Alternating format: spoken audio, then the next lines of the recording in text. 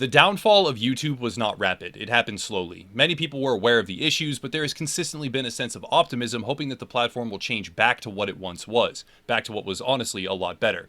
This optimism has persisted despite a downward trajectory of policy decisions and algorithmic changes that have left the creators who once held YouTube up on their shoulders playing second fiddle to corporations, mainstream news agencies, and advertisers.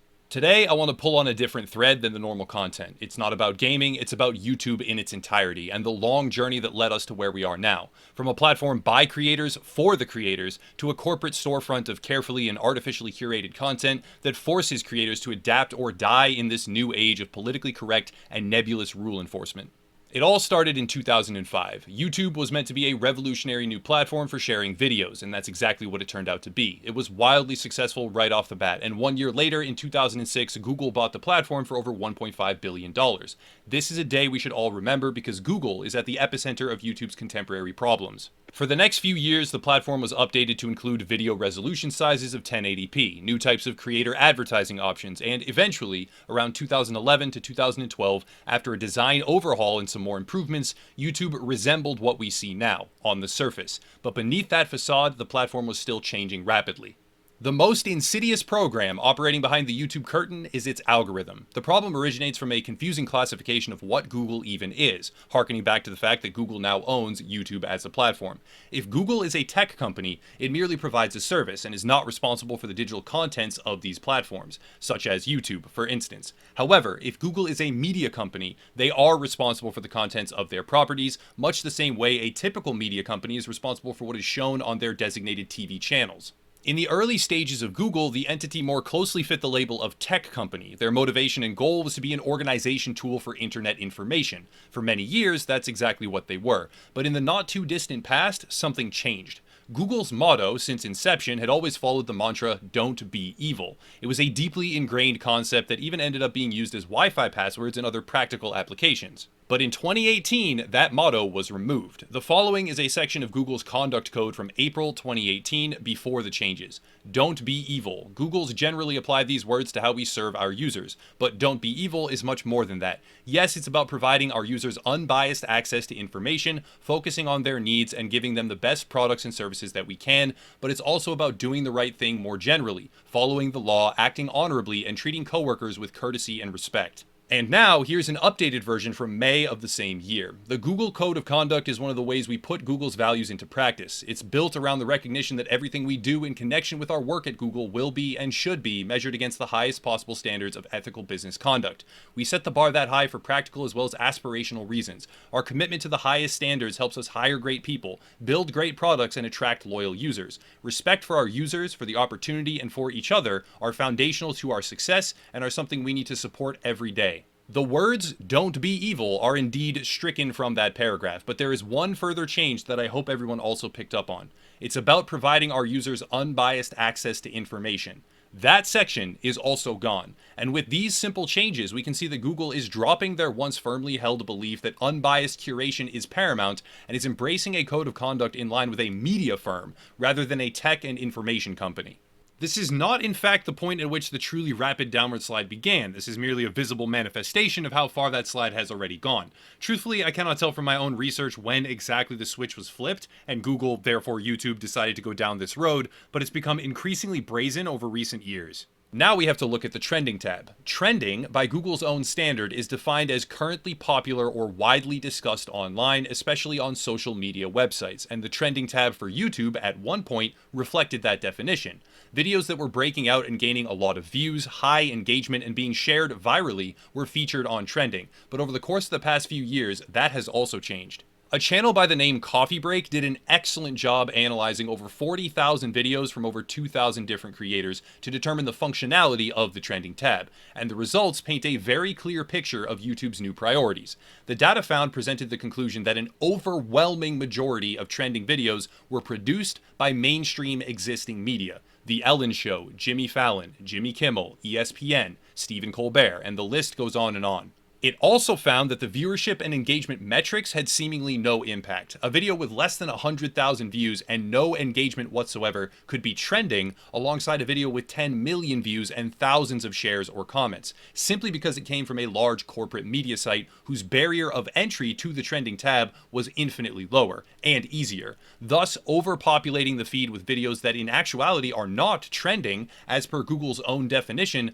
but came from their desirable creator subset, which is now, unfortunately, corporate media. This brings us to moderation and manipulation. YouTube has been explicit in the claim that the trending tab is subject to human approval. This was most notably pushed in the aftermath of an inappropriate video being released in early 2018 by a vlogger named Logan Paul. But if this human moderation is to be believed, that would indefensibly mean that the trending tab is being willfully manipulated away from certain results that are selected by their algorithm. Also within the coffee break analytics, we can see that the largest individual creator on the entire YouTube platform, PewDiePie, routinely trends worldwide. But in the United States in particular, despite many videos trending in almost all other comparable countries, the videos are almost never displayed on the trending page. The content he produces is often receiving view and engagement metrics at a rate near or above 100 times that of traditional media segments and clips, but his videos, in the US specifically, are not trending. This tells us a few things. One, that the human moderation element is specifically targeting him and removing his content from the public eye in terms of trending access. And two, that in some way he has drawn the ire of YouTube and earned himself a place on their list of creators they do not wish to promote or help. The following is speculation, so keep that in mind. PewDiePie has had a few separate instances of controversy. One for a segment he did with a skit performed by employees of a microjob site called Fiverr, which pertained to the Holocaust and had what many consider to be extremely offensive jokes. Another was an instance where he said a racially charged word while live streaming a game on twitch.tv, and yet another was when he unknowingly shouted out a channel that had ties to white supremacist beliefs, among about a dozen other channels he shouted out in the same video. All three of these instances were heavily covered by mainstream media. Various outlets endeavored to label him as an anti-Semitic person, as a bigot, a racist, and all manner of things in between. The motivation behind that could be analyzed for hours, but it would appear that a large shift in viewer interest and trust has been taking place away from established media sites such as Vox or BuzzFeed or the Wall Street Journal, and towards independent YouTubers and creators who are able to build a personal and lasting relationship with their audience. Because of this shift, tearing down a creator that single-handedly has a larger reach than your entire media firm is somewhat appealing as an option, especially if it can help discredit the category of creator that is subtracting from your own popularity for these companies. So the resulting attacks were passionate and frequent. With all this going on, we can make some educated guesses as to why PewDiePie's content is willfully restricted in the United States exclusively, since he has grappled with corporate media, and that same media have made it very clear he is their enemy, and we now know YouTube is heavily prioritizing corporate videos and adjusting their systems to promote them more frequently. It makes sense that a creator who has been in conflict with their new priority clients would be deprioritized, while the corporate media themselves are rewarded. From the trending tab, it's logical to shift over to the general promotion-based algorithm. The algorithm itself is extremely secretive. What protocols they employ, how they select videos, etc., it's all under tight lock and key. There are some tidbits of information out there for those willing to look, such as this paper by 3 Google employees about the neural networks involved, but generally speaking, it is unknown. However, speaking to The Verge, Jim McFadden, YouTube's technical lead on recommendations, said the following: "We also wanted to serve the needs of people when they didn't necessarily know what they wanted to look for. This is significant when we harken back to the removal of certain code of conduct segments. With a no longer publicly voiced directive of providing users with unbiased information, this statement must be viewed under a whole new light." Now, the YouTube algorithm has had a myriad of issues over the years. At one point, a tactic of creating sexualized videos featuring children's cartoon characters became rampant since bad actors had found a way to garner hundreds of thousands, if not even millions of views, exploiting the YouTube Kids section with certain types of clickbait. Much more recently, a phenomenon was discovered how certain children's videos were being exploited by degenerates in the comment section with timestamps, and when clicking on one video, it would lead to a non-stop stream of that recommended content. The short version is, the algorithm fails, and when it fails, it creates problems for advertisers in the form of negative press coverage. This puts YouTube in a tricky position. How do they combat the spread of advertiser-unfriendly material with an imperfect algorithm that can frequently be exploited? The answer they landed on is stricter moderation. Over time, YouTube went from a relatively free and uncomplicated platform to a curated space for videos that featured hidden age restriction tags. These tags closely follow film ratings, as in G, PG, T, and MA. G for general audiences, PG for parental guidance suggested, T for teen, and MA for mature audiences. You could upload one video with a set of tags that seem fine and have it be rated G or PG, which leads to a relatively normal search pattern and discoverability. However, your very next upload could have one or two tags that, entirely without your knowledge, I might add, given the lack of any clarification on the part of YouTube themselves, kick that rating up to T or MA. Suddenly, your video is no longer accessible by a large chunk of viewers, and worse yet, it is then struck down and demonetized. There is a wealth of data examining this topic. The concept of demonetization was a reactionary tactic kicked into overdrive on YouTube during the first iteration of what can be dubbed the adpocalypse, which is a moment in the platform's history where a scandal appeared and advertisers pulled out as a reaction. To this day, YouTube maintains that demonetization does not affect search visibility, and while technically true, they are ignoring that the hidden tags, which can result in the very same demonetization, do affect search results and general visibility. Effectively, this symptom of a hidden feature isn't affecting your views. That is true. But the hidden feature that creates that symptom is. So the same videos getting demonetized also get deprioritized for viewers, but because of a slightly different reason. It's a slick-speak deflection away from a nebulous and damaging framework for average creators. If you want to learn about this entire concept in depth, the creator NerdCity has a wonderful video out, which I will link down below. The entire system of catering to the advertisers is beneficial for YouTube's bottom line in terms of revenue, but it's damaging for creators. As the parameters on the artificial algorithm get tightened in order to catch all the bad actors, which can be extremely creative in their pursuit of circumventing restrictions, YouTube must constrict the flow of content so tightly it starts to amass a huge number of casualties that are completely unrelated. Entire channels have been temporarily deleted, fully demonetized, had their comment sections struck down, received community guideline strikes, and the list goes on and on. Sometimes these channels are legitimately violating policies, but more often than not, they are entirely innocent, but somehow got caught up in the now militant algorithm as it flails about trying to prevent YouTube from ever being at risk of advertiser distaste. The desire to preemptively restrict anyone from doing anything bad is totalitarian. YouTube has shifted under the direction of Google from a platform conducive to the sharing of video content by independent creators meant for the public, and has become just another corporate advertising funnel with an emphasis on large media corporations and their interests. To cap off the progression, the most recent development was an expose published by Project Veritas and promptly deleted by Google off of the YouTube platform. The expose focused on Google's deliberate intention to monitor what the public is and is not able to see with regards to contemporary politics. There were secret recordings of 2 different Google employees validating this directive, and even what appeared to be explicit intentions to modify the 2020 election cycle in the United States towards a certain goal. Whether or not you trust Project Veritas, which has a somewhat sordid past of modifying coverage and taking quotes out of context, when combined with all the other evidence of Google's shifting priorities, it paints a picture of a platform that is no longer attempting to create a video sharing space, and instead is focused on developing agenda-driven corporate partnerships to transform public discourse and perception with their own subjective goals. The downfall of YouTube was not one single event. It was a long and painful shift away from the creators that helped make the platform what it is today, in favor of high-budget traditional media and corporate interests. Another manifestation of this structure can be found in the copyright protection system now employed by the platform. Copyright is a tricky subject on the internet. What is created by one is shared by others, and the line between fair use and unfair use is blurry at best in most of these circumstances, but YouTube has a system that is anything but fair. The system essentially works as follows. One party creates content and uploads it to the platform or distributes it by other means to the public. Whether audio, video, or something else entirely, it does not really matter. Any YouTuber who uses a clip of that material, even just 3 seconds in duration, can have their video claimed by whoever owns that copyrighted work. However, the system goes even further.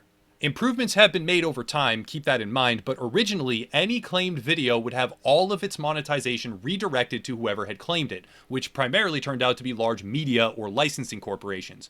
As soon as the claim was filed, they now controlled your video, even just for 3 or 4 seconds of material.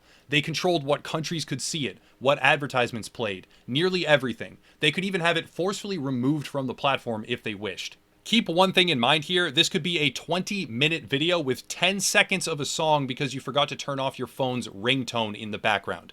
That 10 seconds of song material would then allow a licensing company to claim the entire 20-minute video, and the final nail in the coffin is that to appeal this decision or attempt to fight against that claim, you could request a review, which would be sent to the very same company that had claimed the video.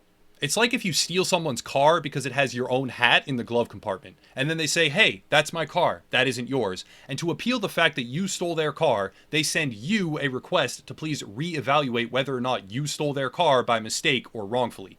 This is where it gets really out of control. If you then decide, no, I don't care that it's your car, my hat was in the car, therefore it's my car, you can just deny their request. And if they try again, they can receive a copyright strike, which is a hugely damaging thing to their channel. In the time since the system was first implemented, it has been updated to hold monetization funds in escrow, but that does not solve the problem of large media companies abusing the ability to claim tiny little segments of audio or video that have no impact on the disputed video's main plot, point, or message, and there is no protection for individual creators. YouTube is deliberately constructing a system to push out the individual in favor of the corporate. YouTube is making further changes to the system as well, such as actually now intending to require companies to precisely say where the material is that violates their copyright, when in the past they could claim an entire video without even making it clear what their claim was for. But steps like this are just band-aids on a bullet hole that do almost nothing to hide the blatant corruption and agenda-driven policy updates. The last point I want to bring up is a prospective new addition to YouTube's content guidelines titled Creator on Creator Harassment. This is speculated to be a direct response to a recent situation regarding Steven Crowder, a large YouTube late-night comedy personality, and Carlos Maza, a Vox employee. Here again, we see an independent creator and another individual tied to existing corporate media. Now, regardless of where you fall on this issue in particular, with some claims being that Steven Crowder was maliciously harassing Carlos Maza and others that they were just jokes and though perhaps not funny or even offensive, blanket restrictions of speech and behavior as a result of subjective offense taken, or worse yet, subjective offense that might be taken, is an extremely scary prospect, it's still important to analyze the system itself. Fostering an ecosystem to the benefit of those within it is not an initiative to be disparaged on principle, but how you go about doing that matters a great deal.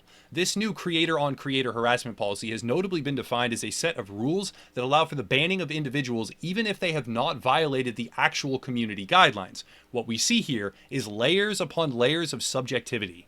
It is becoming impossible to know what will and will not result in a ban, and advocates for the new harassment policy guidelines will say something like, well, you just know. If it's mean and malicious, they should be gotten rid of. But the truth is, you don't always know. And just like with the algorithm and the copyright systems and all other YouTube policies for that matter, these strict and tightening control schemes will inevitably catch innocent bystanders in their wake and make the lives of average creators just that much more controlled and difficult to understand. Advertisers, corporate media, and Google's newfound subjectively driven social agenda have transformed YouTube into an unpredictable, confusing, and hard-to-define landscape of jumping through invisible hoops with the hope of perhaps navigating the shrouded gauntlet of ill-defined expectations and coming out the other side unscathed. It's becoming increasingly difficult to do, but as of yet, there are very few alternatives, and even the ones that do exist have a tiny fraction of the potential audience, and as a result, YouTube's stranglehold over its creators remains locked firmly in place.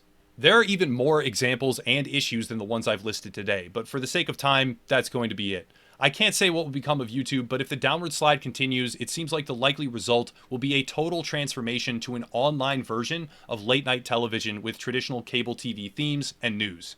That's it for today, though. If you want to support, there are links down below. We do have a Patreon page to branch out and have a more stable situation than what YouTube monetization provides, but regardless, the content will persist. Or you can follow the Twitter, but to be honest, Twitter kind of sucks, so I don't blame anyone who doesn't want to do that. But that's it. I'll cut it there and stop rambling. As always, thank you all for watching, and have a nice night.